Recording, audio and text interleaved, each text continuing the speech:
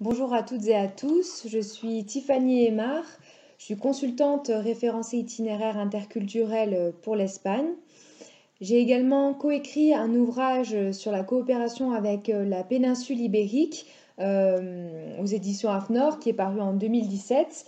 Il s'agit du livre Communiquer et coopérer avec les Espagnols et les Portugais, qui est une coédition entre Itinéraire interculturel, AFNOR Édition et l'ISIT, École de référence en management et communication interculturelle.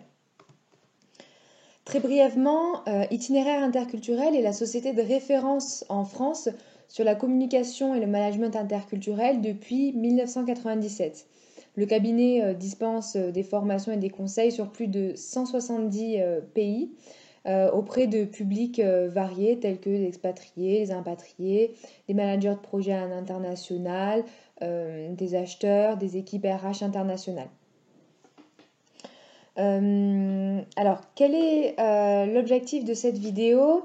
Eh bien, je vais partir d'une citation que j'ai choisie pour explorer trois valeurs, trois caractéristiques de la société espagnole. Alors, mon choix s'est arrêté sur un extrait d'une pièce de théâtre, Luces de Bohemia, écrite en 1920 par Ramón del Valle Inclán. Et le dramaturge fait dire à un de ses personnages: En España podrá faltar el pan, pero el ingenio y el buen humor no se acaban. Que l'on pourrait traduire par: En Espagne, nous pourrons manquer de pain, mais nous ne perdrons jamais notre ingéniosité et notre bonne humeur. Donc, cette citation va m'amener à décliner cette présentation en trois points. D'abord, je vais replacer la citation dans son contexte historique, ce qui va m'amener à parler du sentiment de décadence et sentiment qu'a pu connaître l'Espagne et du sentiment d'infériorité que connaissent parfois aujourd'hui les Espagnols. Dans un deuxième temps, je reviendrai sur le terme de ingenio, qui me permettra de parler de l'ingéniosité, de la capacité de caractère innovant et résilient des Espagnols. Et enfin, dans un troisième point, je reviendrai sur le terme de buen humor, qui me permettra de parler plus largement du mode de vie et de l'art de vivre espagnol, axé autour du partage et de la solidarité. Donc je vais commencer par le contexte historique. Donc l'auteur appartient à un courant littéraire que l'on appelle la génération de 98, en référence à l'année 1898, qui symbolise en fait la perte des dernières colonies espagnoles. Et donc la génération de 98 qui voit le jour cette même année est marquée par une période où l'Espagne connaît un sentiment de décadence. Et en fait, ce sentiment de décadence, de décrépitude, en fait, de mal-être, commence à partir du XVIIe siècle. Il s'accroît avec les guerres d'indépendance hispano-américaines au début du XIXe siècle et il s'accentue avec la perte de Cuba en 1898, suivie de la cession de Porto Rico, Guam et des Philippines aux États-Unis la même année. Et en fait, c'est là que l'Espagne se rend compte en fait qu'elle a perdu de sa superbe et que elle n'est plus le grand empire qu'elle a été. L'empire, comme disait Charles Quint, sur lequel le soleil ne se couche jamais, en raison des territoires que l'Espagne possède sur tous les continents. Et donc, en parallèle un petit peu de cette politique extérieure peu glorieuse pour l'Espagne, on va dire que la situation se dégrade énormément également sur le territoire espagnol en raison de l'épidémie, des famines, du faible accroissement démographique, de l'immigration en Amérique. L'Espagne n'a pas pris en marche le train de la révolution industrielle, hein, contrairement à ses voisins européens. Elle est toujours marquée par une ruralité archaïque, hein, où la majorité de la population vit encore d'une agriculture à faible rendement. Et donc, les écrivains de la génération de 98 font vraiment le parallèle entre cette Castille misérable, où les gens sont vêtus de haillons, et cette Castille qui a vu naître autrefois les capitaines qui ont conquis le Nouveau Monde. Donc, l'objectif de ces écrivains, de cette génération d'écrivains, c'est vraiment de chercher les causes et de trouver les remèdes pour la régénération de l'Espagne. Donc il s'agit de revitaliser la vie culturelle. Et ils auront réussi à le faire puisque la fin du 19e siècle et le début du 20e siècle sont représentent une période de création artistique foisonnante dans de nombreux domaines.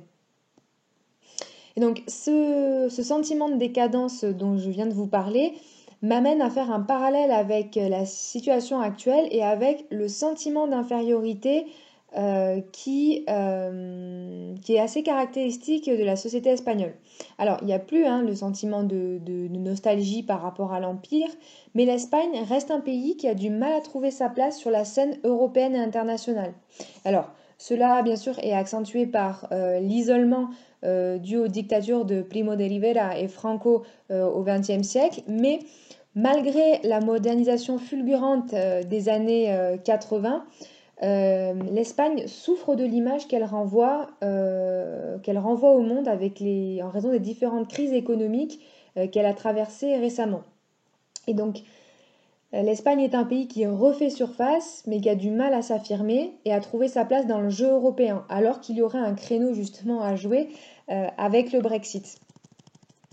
Et donc, ce sentiment d'infériorité, on peut le coupler au fait que les Espagnols n'aiment pas l'arrogance que peuvent avoir certains pays à leur égard, notamment certains pays du nord de l'Europe, qui taxent le pays de dépensier ou le définissent comme un mauvais élève de l'Europe. Donc les Espagnols n'aiment pas du tout cette arrogance, c'est assez paradoxal puisqu'au fond les Espagnols sont des gens assez orgueilleux qui reconnaissent assez difficilement leurs erreurs, sont des gens assez fiers. Et d'ailleurs ce qui m'amène à dire qu'en milieu professionnel, mieux vaut éviter de faire des feedbacks négatifs à vos interlocuteurs espagnols devant leurs collaborateurs car ce serait synonyme pour eux de honte, en fait, ils perdraient tout simplement la face.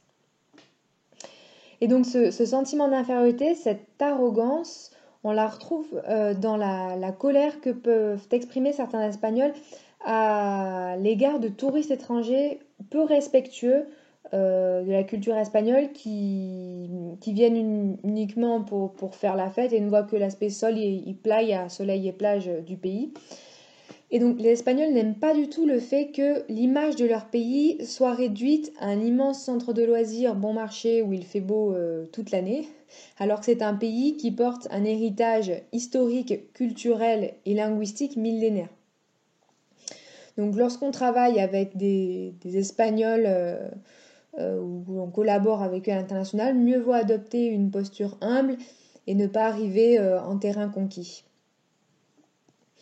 Donc j'en ai terminé avec le contexte historique et cette première valeur. Je vais maintenant m'attarder dans un deuxième temps sur el ingenio, l'ingéniosité.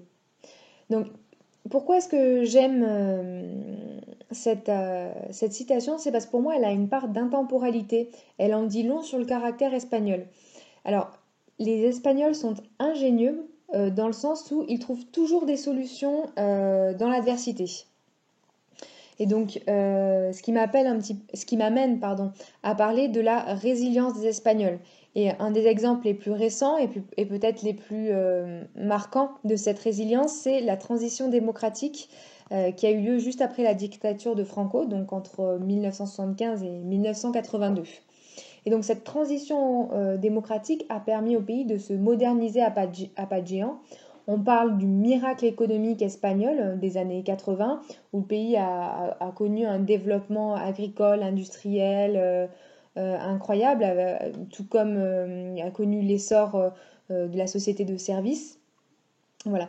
C'est un miracle, bien sûr, qui s'appuie sur les fonds communautaires européens, notamment de la politique agricole commune. Et cette transition a permis d'ancrer solidement des institutions démocratiques, une continuité de l'État, alors il s'agit en réalité d'une démocratie assez jeune, hein. Cela fait juste, juste 45 ans que la dictature s'est terminée. Et pourquoi est-ce que je choisis cet exemple pour parler de la résilience? Parce que je pense que malgré les plaies ouvertes de la guerre civile, malgré la question de la mémoire historique qui soulève encore de nombreuses questions, malgré le terrorisme de l'ETA dans les années 80-90, malgré tous ces éléments qui forment un contexte extrêmement difficile, l'ensemble de la société espagnole a pris en marche le train de la transition démocratique. Et enfin, tout un chacun s'est adapté en fait et a fait en sorte justement de s'adapter à cette situation. Et personne aujourd'hui ne remettrait cela en question, ne reviendrait en arrière. Et une dernière chose peut-être sur l'ingéniosité. Cette dernière a souvent pour corollaire la solidarité. Alors, je m'explique. La créativité et la capacité à trouver des solutions chez les Espagnols s'expriment particulièrement bien en période de crise, où le système D est presque un mode de vie. Alors, je prends pour exemple la crise de 2008, où énormément de gens se sont retrouvés endettés en raison de l'éclatement de la bulle immobilière.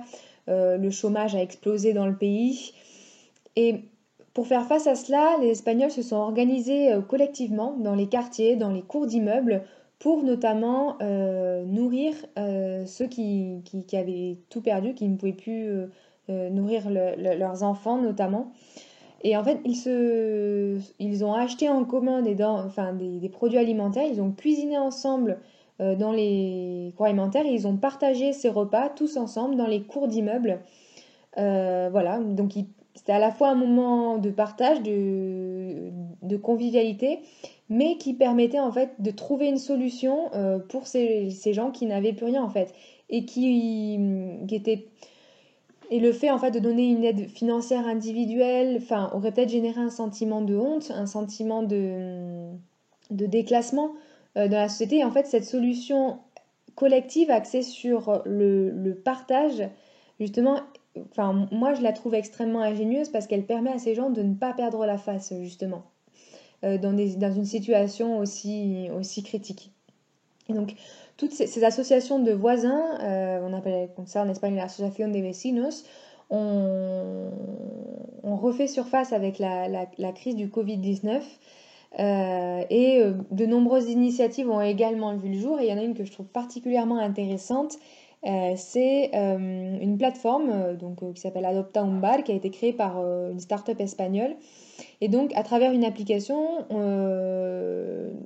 n'importe quel utilisateur peut acheter une boisson ou un tapas ou un plat qu'il pourra consommer lorsque le commerce réouvrira. Et donc c'est une manière pour eux de sauver les commerces de leur quartier et de proposer encore une solution collective à ces commerçants, à ces commerçants pour qu'ils puissent justement avoir une trésorerie pendant les mois de confinement et pouvoir réouvrir peut-être plus sereinement après le confinement. Et donc j'en ai terminé avec l'ingéniosité et je vais maintenant passer à la troisième et dernière valeur que l'on retrouvait dans l'expression buen humor, la bonne humeur, dans la citation de départ. Alors, la bonne humeur, c'est quelque chose qui caractérise la société espagnole.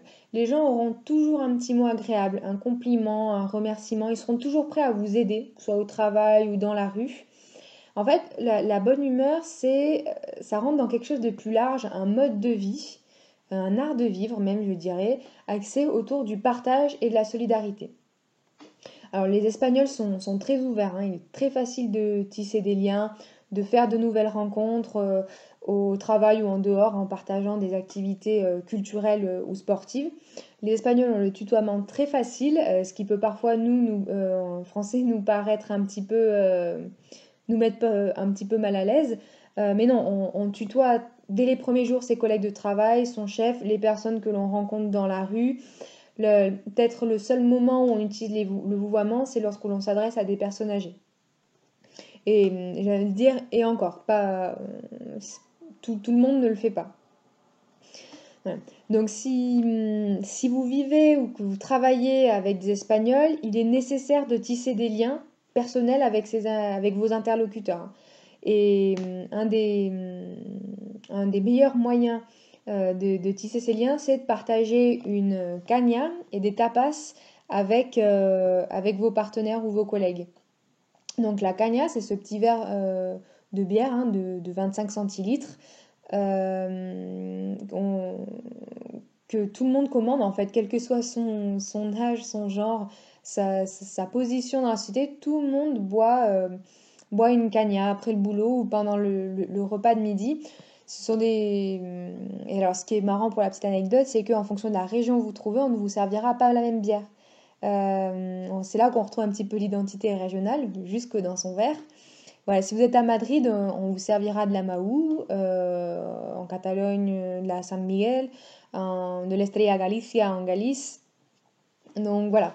Donc cette caña et les tapas, donc les petites portions qu'on vous sert avec votre boisson et que vous partagez avec les personnes qui se trouvent autour de la table, représentent en réalité bien plus qu'un bon moment à passer entre amis ou entre collègues. Mais pour les Espagnols, c'est le symbole en fait des valeurs de partage et de solidarité qui caractérisent cette société. Et on ne prend pas un plat individuel quand on va au bar ou plus tard quand on va dîner au restaurant. Et je me permets peut-être d'ajouter que c'est un art de vivre dont ils sont très fiers et qu'ils ont envie de vous faire découvrir et de partager avec vous. Donc le fait de ne pas prendre le temps en fait d'aller prendre un verre avec eux ou de ne pas accepter une invitation, ça peut être mal perçu et peut-être même perçu comme un rejet en fait de ce mode de vie, de cet art de vivre qu'ils ont envie de vous faire découvrir. Par exemple, en fait, le fait de manger devant son ordinateur tout seul le midi au bureau est quelque chose qui peut être assez mal perçu. Voilà, ça va générer comme un malaise, en fait, une incompréhension vis-à-vis de vos collègues espagnols. Et donc, ces moments de convivialité, ça me permet de faire un parallèle avec le monde professionnel. Donc, le monde professionnel c'est quelque chose d'assez rigide en Espagne, je dirais. Et il y a trois choses particulièrement importantes. L'aspect physique, l'apparence vestimentaire. Les Espagnols sont toujours très bien habillés, notamment lorsqu'ils ont des réunions importantes, hein. Ça montre le respect en fait qu'ils ont pour leurs interlocuteurs. Deuxièmement, les titres. Ils sont très attachés aux titres professeur, docteur, presidente, director. Voilà. Et c'est quelque chose qu'on retrouve dans la langue espagnole, qui adore les superlatifs. Excelentissimo, excellentissima. Voilà, pour s'adresser à une personne importante dans la hiérarchie. Voilà, les Espagnols, voilà, commencent toujours leur mail par des formules de politesse un petit peu comme ça. D'ailleurs, les formules de politesse sont beaucoup plus marquées en Espagne, hein. Ils utilisent beaucoup plus de formules que nous en France. Et il ne faut surtout pas oublier de rappeler le titre de son interlocuteur dans le mail ou dans le courrier que vous rédigez. Donc, l'apparence vestimentaire, les titres et troisièmement, le respect de la hiérarchie. Les Espagnols sont extrêmement attachés à la hiérarchie. Ils ne prendront pas de décision sans l'aval de leur chef. Ils n'outrepasseront pas les missions qui leur incombent. Chacun respecte sa position dans l'entreprise.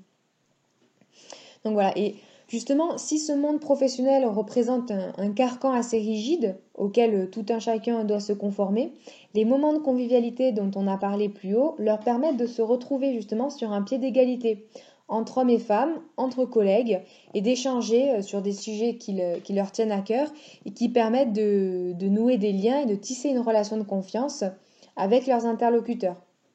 Alors, parmi les sujets de discussion privilégiés, on retrouve le sport, hein, avec le football.